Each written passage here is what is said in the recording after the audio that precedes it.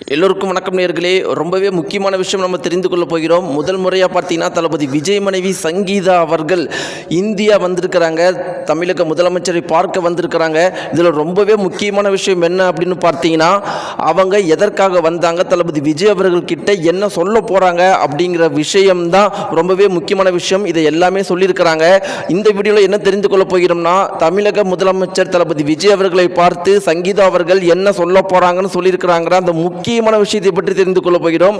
ஏன்னா இதை டிவிக்கு தொண்டர்கள் மட்டும் கிடையாது, ஒட்டுமொத்த தமிழகமே ரொம்பவே ஆர்வமாக எதிர்பார்த்துட்டு இருக்கிறாங்க. வாங்க வீடியோக்குள்ள போகலாம். நம்முடைய சேனலுக்கு நீங்கள் புதியவராக இருந்தால் மறக்காம சப்ஸ்கிரைப் பண்ணுங்க. நேயர்களே, எல்லாருமே எதிர்பார்த்த அந்த நாள் கடைசியில் வந்துருச்சு.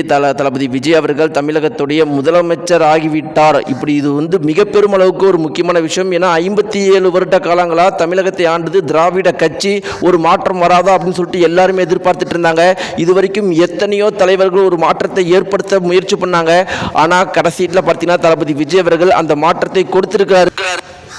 ரொம்ப முக்கியமாக பார்த்தீங்கன்னா, ஆட்சிக்கு வந்த உடனே மதுபான கடைகளை மூடுறதில் பற்றினா ஒரு முக்கியமான ஒரு ஸ்டெப் எடுத்திருக்கிறாரு.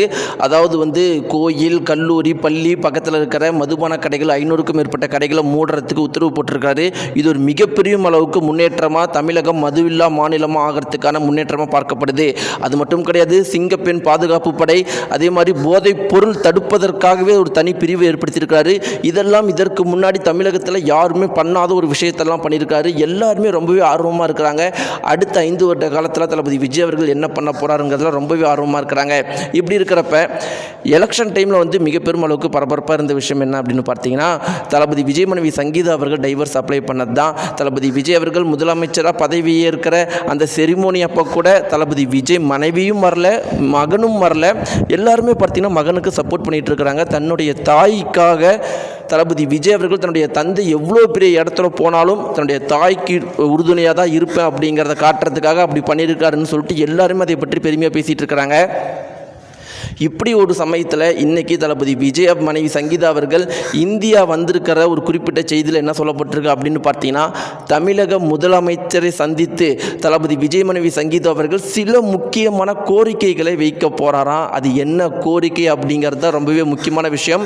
அது மட்டும் கிடையாது, வாழ்த்துக்கள் தன்னுடைய மகன் மற்றும் மகள் இருவருக்கும் பார்த்தீங்கன்னா தளபதி விஜய் அவர்கள் தமிழக முதலமைச்சரானது ரொம்பவே மகிழ்ச்சியான செய்தியாம். அதனால் பார்த்தீங்கன்னா தன்னுடைய மகள் ரொம்பவே ஆசைப்படுறாங்களாம் அவரை பார்க்கணும் அப்படின்னு. அதனால் பார்த்தீங்கன்னா அவங்களுக்காக வந்திருக்கிறாங்களாம். அதே மாதிரி சில கோரிக்கைகளை வைக்க போகிறாங்களாம். முக்கியமாக பெண்களுடைய பாதுகாப்புக்கு மிகப்பெரிய சில கோரிக்கைகளை வைக்க போகிறாங்களாம். பொறுத்திருந்து பார்க்கலாம் என்ன சொல்ல போகிறாங்க அப்படின்னு. நேயர்களே, இந்த தகவலை பற்றி நீங்கள் என்ன நினைக்கிறீங்க? உங்களுடைய கருத்துக்களை மறக்காமல் தெரிவிங்க. நன்றி.